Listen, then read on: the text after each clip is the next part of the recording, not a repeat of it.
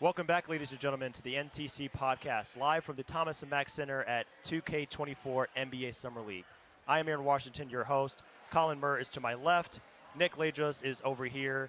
He is the general manager of the Mexico City Capitanes team. So this is actually his second time joining us on this podcast. Nick, we are so glad to have you back on this podcast. It's such a great opportunity to get to talk to you in a unique position. You know, a lot of people here are NBA, straight up, they're coaches, they're players, but you come at it from a little bit of a different perspective. So we're really glad to have you, and thanks for taking the time this evening. Thanks for having me again. I can't believe it's been 2 years. So that was like right after I started. So, yeah, thanks again for having me again. 100%, yeah, anytime, man. So we'll jump right into this. We want to get your thoughts initially of basically your experience of being a general manager in this role. Yep. So I'm sure it's a little bit different than if you were the general manager for, say, the Toronto Raptors. For sure. It's a different type of role. You're in a G League franchise, so I'm sure that there's a little bit of a different take on it, a little bit of a different aspect of it. So when it comes to your day-to-day, when it comes to what you're responsible for, is it a little bit more nuanced, would you say, than if you had a position like that for an NBA franchise? I'm sure maybe you have less people that you work with. It's a different type of position, I'm assuming. So walk us through a little bit of what your role entails and what you're responsible for, what you're overseeing on a day-to-day basis. Yeah, I think there's just different dynamics with our situation with Ignite, with different G League teams, different NBA teams. With us, we're trying to develop Latin American talent, so always about half of our roster will be Latin American or of Latin American descent. We also want to win, so we had a lot of guys who were obviously pretty high level last year. Bruno Caboclo finished in Germany. Shabazz Napier was one of the best point guards in Europe once he left us. And then, Skylar Mays gets called up to Portland. Justin Minaya gets called up to Portland as well. So it's a combination of developing Latin American talent, but also being competitive. So, yeah, that's different than I think some G League teams. Some G League teams are just trying to develop their assignment players, trying to find out what are the best two ways to have in the league. Ours, we want to win and develop, become a pipeline for the Latin American talent in basketball world. Sure. That makes a lot of sense. Yep. And that kind of brings us to another question that Colin and I were talking about before we got on this podcast. It seems like you're juggling two responsibilities when it comes to being in that position for a G League team. Yep. On one hand, you want to be competitive. You want to compete for championships just like any other competitive franchise team in the world. Yep. But on the other hand, you want to get these guys in a position to where they're being looked at in a positive light by NBA franchises. 100%. These guys are in the G League. I'm sure that they're thankful for the opportunity. Yep. But at the same time, they want to rise the ranks. They want to be in an actual NBA capacity for a team, and that's the whole reason why the G League exists. It's a feeder system. It's a developmental system. So how do you go about balancing those responsibilities? Number one, being in a competitive environment where you still want to win. Yeah. But on the other hand, you still want to develop these guys and get them to the position where they're moving on, and maybe that leaves you in a position to where you're trying to juggle those two things at the same time. Like, walk us through what that looks like for you. Yeah, for sure. Well, we had, from where Justin Minaya started with us, I kind of had him penciled in as like, I can't guarantee how much he's going to play. I don't really know what his role looks like. I love how he plays in college. He's like a glue guy in college on a good Providence team. He comes to us. He was a glue guy immediately, but then by end of the year, he was one of our best players. Mm-hmm. And now with, the Portland Trailblazers, he's a completely different player. He's worked on his offensive game. He's still defensively elite. So that was the goal all along. But also he helped us win games. And we have the most passionate fans in the G League, in my opinion. Like our home crowd, I think, honestly, was better than some NBA home crowds. And we were about half full in our arena. Mm-hmm. Some of the games got up to about 10,000, but I think by the end we're averaging about 5,000, about that. Mm-hmm. But so it's really important for our fans to win, for our franchise to win, especially because we're not developing. We don't have assignment players. We don't have like I worked with the Lakers. We had Talen Horton-Tucker, Isaac Bonga, Thomas Bryant. We had all these young prospects that we had to develop. Obviously, we wanted to win too. Sure. But now it's like win, and then hopefully you get some call-ups too. That's the goal of ours. Yeah. Yep. And when you're dealing from the roster management perspective, for the Capitanes in comparison to other G League teams, is it easier or harder from a strategic planning to set the trajectory of these players and whether they're going to be on the roster? Because it seems like with the other G League players, you for the most part understand who's going to be elevated and when. Yeah. Whereas I'm not so sure, with the Capitanes, they might go play professionally in another country, Yeah. or they might get signed, out of nowhere. I'm not sure. So how hard is it to even plan where the roster is going to be from the beginning of the season to the end, and then the next year and even 2 years? I do think it's, in my opinion, so we don't have as much money to spend. We don't have NBA contracts that we can spend. Right. We don't have Sure. two ways. We don't have a first-round pick from the NBA that we can do. But I think it's a little bit easier in that we have more clarity. And that when I am recruiting players, when I am recruiting, Jahlil Okafor, it's like we're not going to have a young assignment player. I'm not guaranteeing that you're going to start, but you're going to play big minutes. It's like you're Jahlil Okafor. I mean, you're not going to come off you're not going to not play. Right. So that makes, honestly, I think that makes my job a little easier. Now, if players want immediate money, if they want, that maybe that's overseas, maybe that's another G League team, maybe that's a different type of contract. But for us, if you want to come play to win, if you want to also, develop your game, I think we have the best playing situation in the G League. Yeah. Love that. For a G League contract. Right. Sure, makes Right. sense. And this is a developmental time for the players, obviously. But to bring this back to you specifically, Nick, like you said, when you were with us last time on this podcast, you were just starting out in this role. Yep. You were brand new to this. The team was new. Everything was pretty much new and in an infancy stage. Yep. We bring you back now. You have more experience under your belt. You've been in this position for a couple of years now.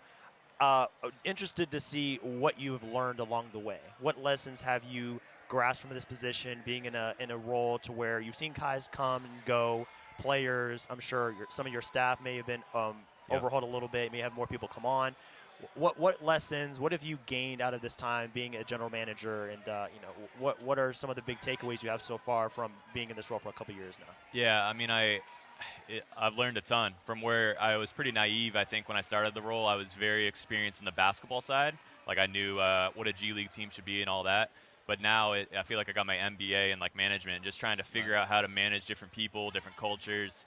We got coaching staff, training staff, scouts. I've learned. I kind of learned on the fly. I don't think anything really prepares you to how to manage people, what your management style is until you've done it. And now I think like really my job's probably 15% basketball and then like 85% other things like just making the team run, being a general manager. And I don't think that's uncommon of other GM roles where you just have a lot of different responsibilities. And my job used to be like, 90% basketball, like, okay, like what two ways should we target? What training camp invites should we target?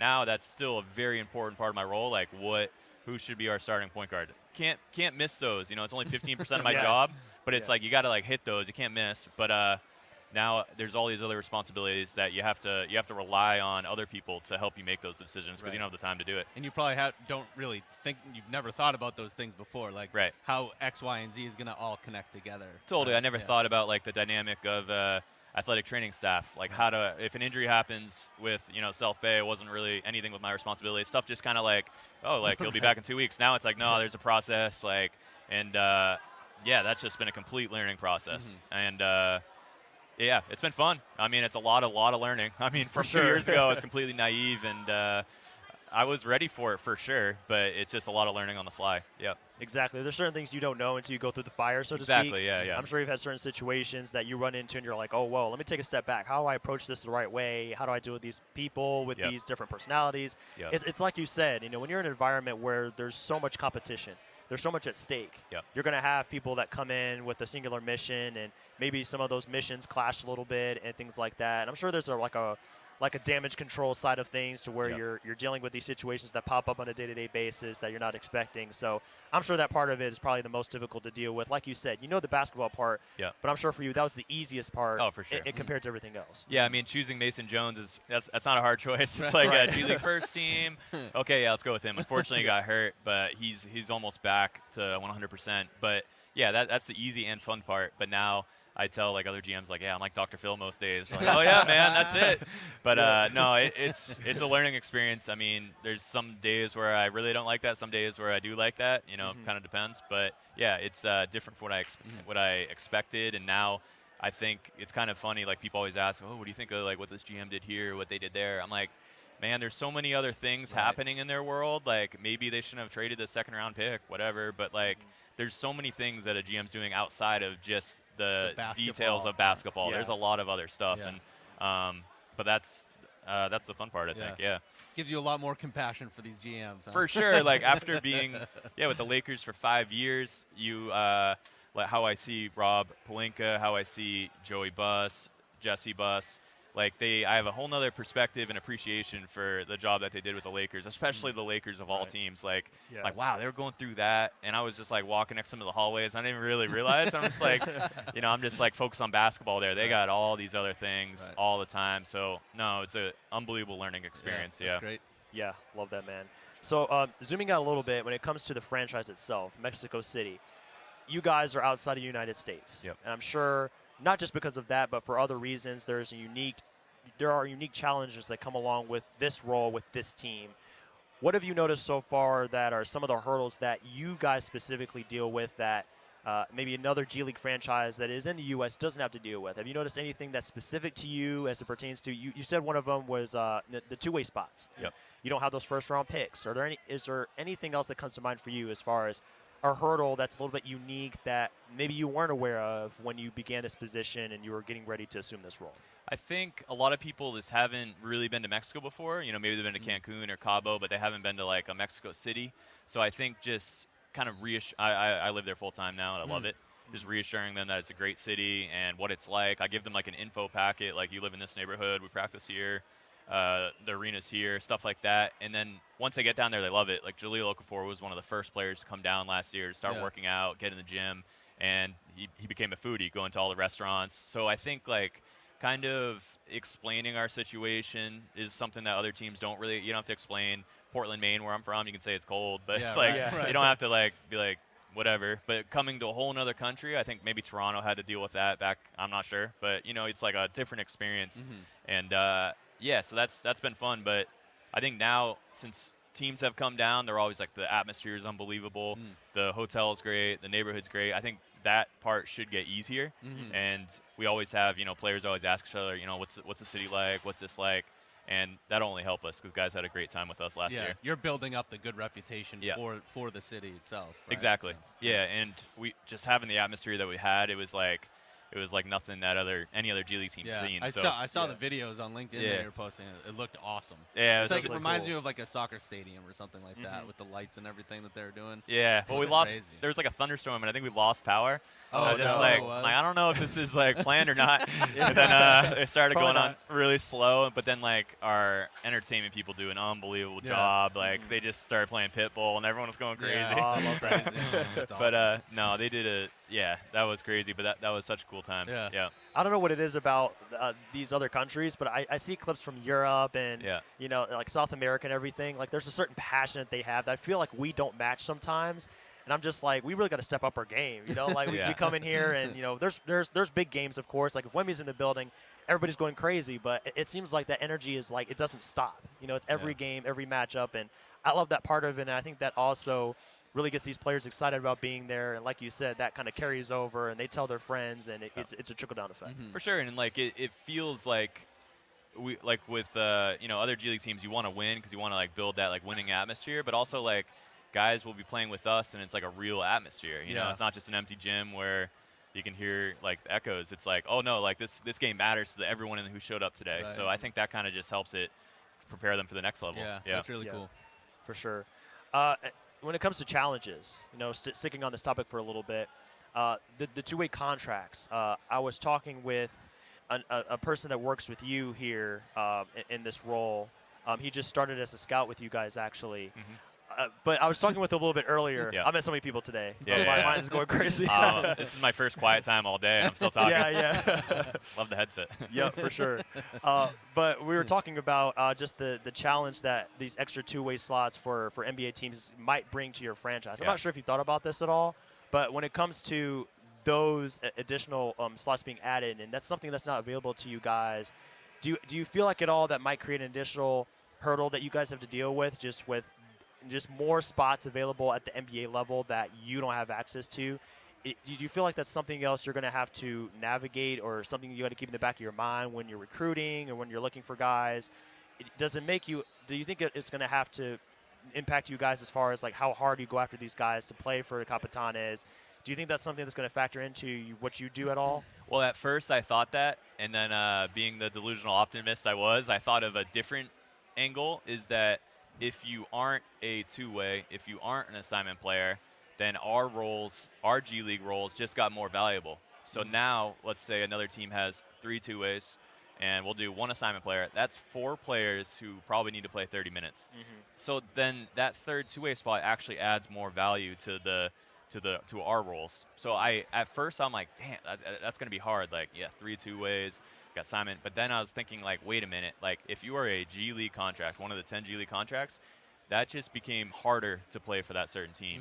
So I actually, like, kind of flipped it, and I'm like, yeah, like, it might, but actually I think it makes it easier to recruit players, because I think now there's just that extra, basically starter role that's gone, that now we just have to really get the best top G League spots on our team. Interesting. Yep. That's an interesting way to look at it. Like, if you're not a two-way, you can go to them for sure, but you're not going to be a priority to them. But you come to us, you can be like Mason Jones, Shabazz Napier, where you're like the guy. Like, we had a lot of guys last year, but I went a little crazy. But when like Shabazz and Mason and Jaleel, they want to play for you, how do you say no? Right. But we'll try and have more continuity, maybe some more role players this year. But for sure, we need to hit on those like top 4 or so players who will be playing big minutes for us, which is basically like NBA contracts for other teams. Yeah, and you're really trying to get those guys where they want to get more playing time to showcase their talent with you guys, rather than going back and forth, not necessarily getting enough time, and then they're not going to get that standardized contract. Right? Yeah, and then if you're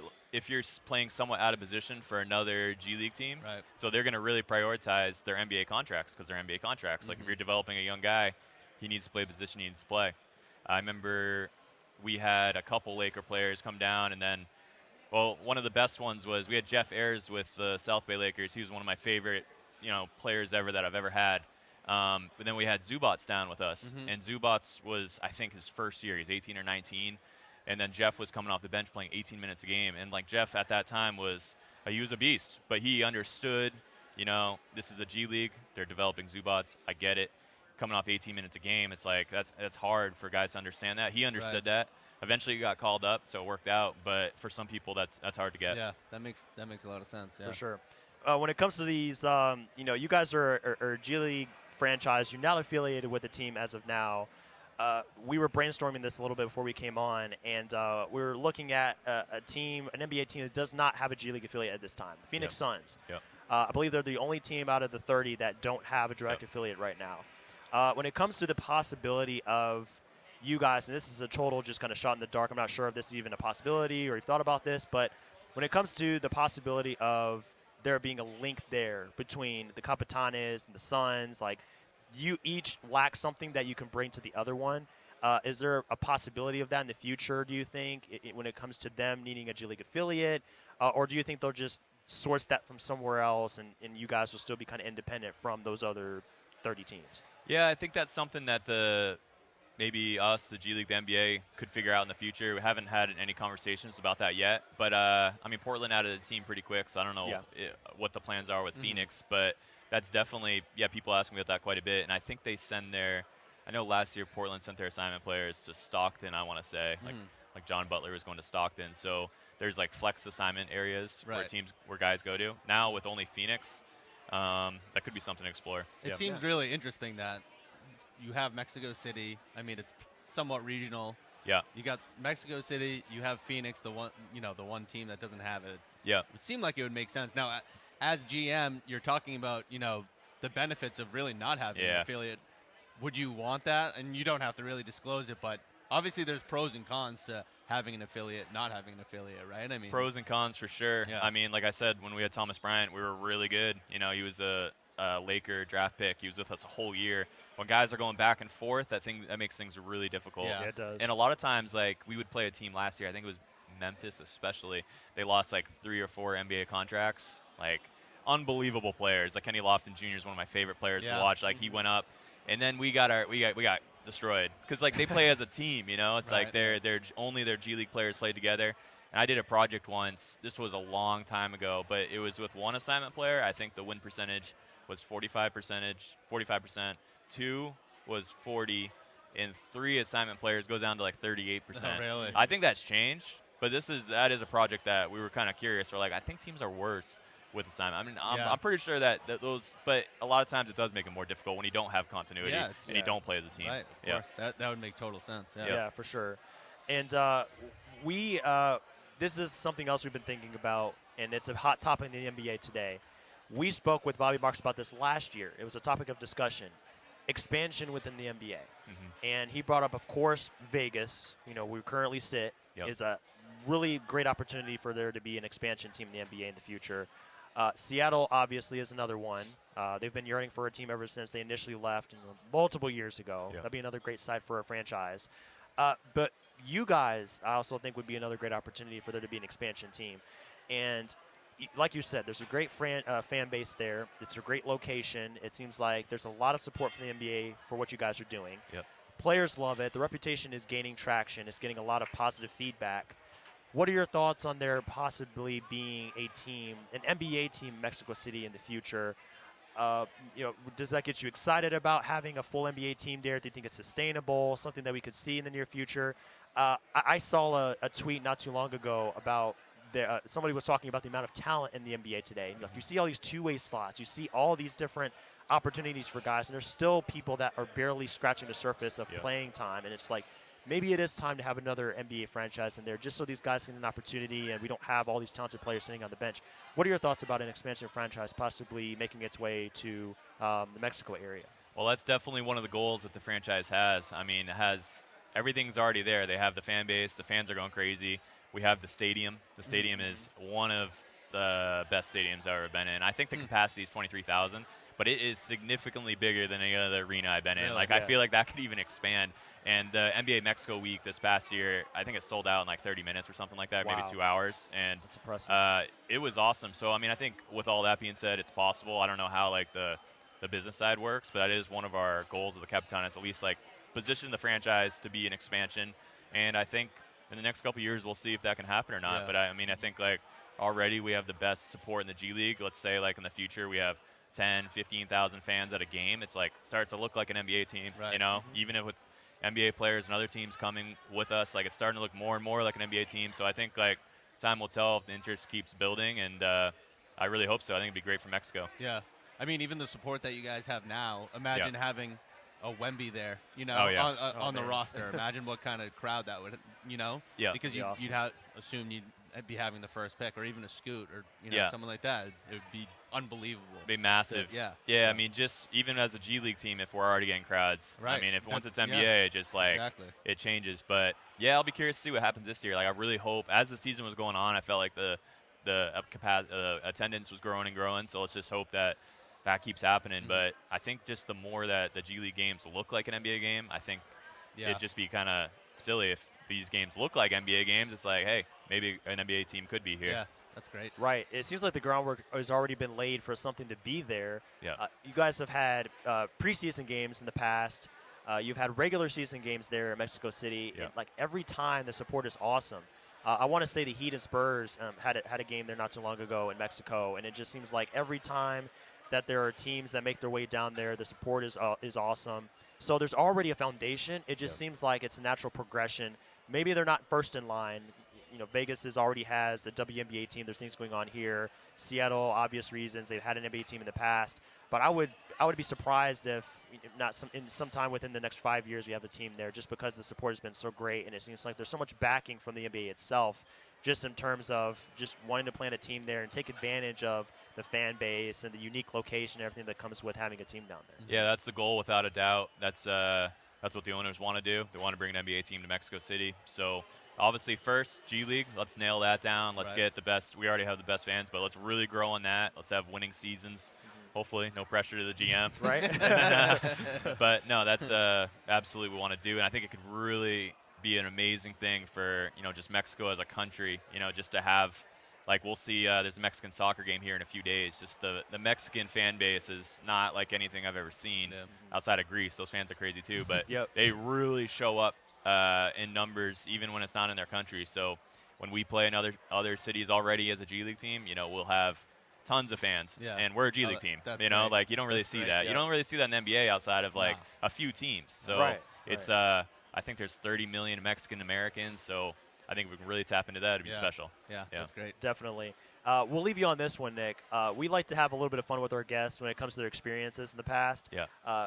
We like to ask our guests about a particular situation, a story that you have from your past experience. And I'm sure in the past 2 years you've seen and done a lot, you know, being a general manager of that team. We're curious when it comes to the last 2 years for you. Is there any particular story, whether it's like with a player or with some of your you work alongside with in that organization? Like, does anything come to mind for you as far as like a memory that you have that you'll just carry with you the rest of your career? Just something that's just crazy or just a lot of fun or anything along those lines? You know, I think when we played the South Bay Lakers, they came to us, and Nick Mazzella and Joey Buss, like two of my mentors, came, and our fans were all fired up. It was awesome, and it was just a packed crowd. I think it was like 5,000, 6,000 or 7,000, something like that. But when it's like that, it's like it feels like 20. Yeah, like these guys are into it. And sure. It was just a classic game. I think we were down like 8 with like 5 minutes to go. We crawl back, and then one of our legendary players, Rigo Mendoza, gets like an alley-oop and one, and just the place is going bananas. And just to like beat the team that I worked with for 5 years, I mean, that was like pretty special. That was a really, really cool win, and to have Rigo play such a huge part in that was special. And Gary Clark and Mason Jones. Mason playing his former team, too. It's just that was a special night. I think that's one of my favorite nights. One of those where you just can't really write it any better. Yeah, that was awesome. Yeah, and that's really cool. Joey Buss is just speaking so highly of the experience in Mexico City, too. He's like, everyone's got to come down to Mexico, see that atmosphere, see that experience. So to hear that from one of the Laker owners, one of the top Laker people, is really cool. That's awesome. There's something about a revenge game. I don't know what it just brings out a certain element of just drive on everybody. Like for you, the players, I'm sure the players are looking at you and they're like, all right, we got to get this one for Nick.